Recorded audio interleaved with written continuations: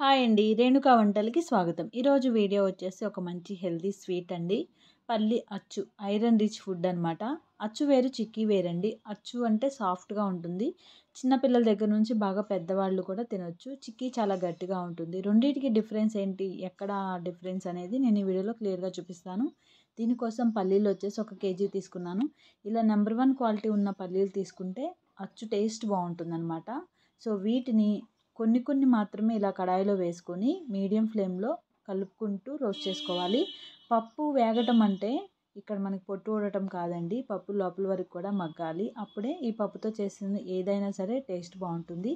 ఈ విధంగా బ్యాచ్ వైజ్గా నిదానంగా టైం తీసుకొని ఇలా బాగా రోస్ట్ చేసుకొని ఇలా వెడల్పుగా ఉన్న ఒక ప్లేట్లోకి పోసి పెట్టుకోవాలి. ఈ పప్పు వేడిగా ఉన్నప్పుడు పొట్టు రాదండి. పూర్తిగా చల్లారిన తర్వాత పొట్టంతా తీసేసుకొని ఇలా బద్దలుగా చేసుకొని పెట్టుకోవాలి. చూడండి, ఇలా జీడిపప్పులాగా చక్కగా పప్పులు రెడీ అయ్యాయి కదా. ఇప్పుడు వీటికి పాకం పట్టుకుందాం. పప్పు కేజీ తీసుకుంటే బెల్లం కూడా కేజీ తీసుకోండి. సమానంగా ఉంటే స్వీట్ బాగుంటుంది, అచ్చు మంచిగా వస్తుంది. ఈ బెల్లం కరగడం కోసం కొన్ని వాటర్ పోసి కరిగించుకోవాలి. బెల్లం కరిగిన తర్వాత బెల్లం వాటర్ని ఫిల్టర్ చేసుకోండి. చాలా వరకు డస్ట్ పార్టికల్స్ ఉంటాయి, అవన్నీ సపరేట్ చేసుకోగలుగుతాము. ఇలా ఫిల్టర్ చేసుకొని ఈ వాటర్ మళ్ళీ కడాయిలో పోసి హై ఫ్లేమ్ పెట్టి ఉడికించుకోవాలి.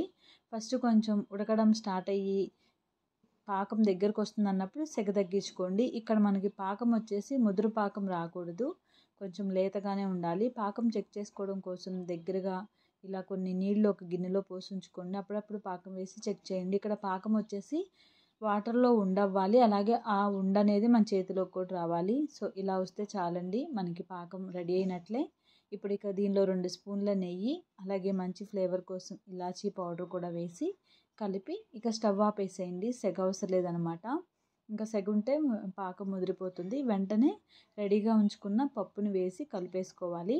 వెంటనే దీన్ని ఒక బటర్ పేపర్ మీదకి ట్రాన్స్ఫర్ చేసుకోవాలి. కాబట్టి ముందుగానే బటర్ పేపర్కి నెయ్యి అప్లై చేసుకొని రెడీగా పెట్టుకోండి. వెంటనే ట్రాన్స్ఫర్ చేసి పల్చగా స్ప్రెడ్ చేసేసుకోవాలి. ఇక్కడ మనం లేట్ చేస్తే అచ్చు అనేది మందంగా వస్తుంది, కాబట్టి ఇలా పల్చగా స్ప్రెడ్ చేసేసుకొని దీనిపైన మార్క్ చేసుకోండి చాక్తో. అప్పుడు మనకి పీసెస్ అనేవి కరెక్ట్గా ఉంటాయి. చల్లారిపోయిన తర్వాత అయితే సెట్ అయిపోయి మనకి ముక్కలు అనేవి సరిగ్గా రావు. ఇలా చాక్తో మార్క్ చేసుకున్న తర్వాత ఒక అరగంట సేపు దాన్ని అలా వదిలేయండి. పూర్తిగా చల్లారిపోయి సెట్ అవుతుంది. సెట్ అయిన తర్వాత చూడండి, ఈజీగానే బటర్ పేపర్ నుంచి ఊడొస్తుంది. మనం ఇలా మార్క్ చేసుకోవడం వల్ల ముక్కలు అనేవి కరెక్ట్గా వస్తాయి. చూస్తారు కదా ఫ్రెండ్స్, చాలా ఈజీగా చేయొచ్చు. పాకం ఒకటి మనం జాగ్రత్తగా గుర్తుపెట్టుకొని చేసుకున్నట్లయితే మనకు అచ్చు చేయటం చాలా ఈజీ అనమాట. ఫ్రెండ్స్, ఈ వీడియో మీకు నచ్చితే లైక్ చేసి అలాగే షేర్ చేయండి. Thank you for watching.